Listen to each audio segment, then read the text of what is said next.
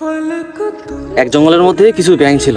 তো তারা সেখান থেকে নিজ নিজ জায়গায় নিজ নিজ স্থানে ফিরছিল। তো ফেরার পথে দুটো ব্যাঙ এক গভীর গর্তে আর কি পড়ে যায়।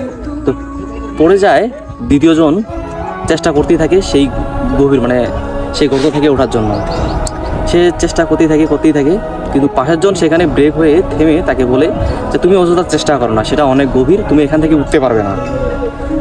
তো তার শক্তি থেমে থাকার ছিল না, তার চেষ্টা ছিল সেখান থেকে ওঠার।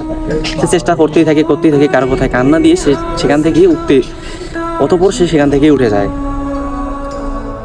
তো মোরাল অফ দ্য স্টোরি হলো, আপনাকে সফল হতে হলে বন্ধ থাকতে হবে, শুনেও না শোনার ভান করতে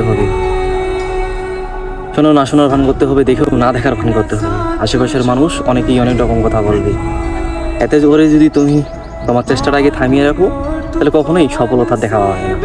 চেষ্টা চালিয়ে যাও, একদিন না একদিন তোমার সফলতা তোমাকে ধরা দিবে।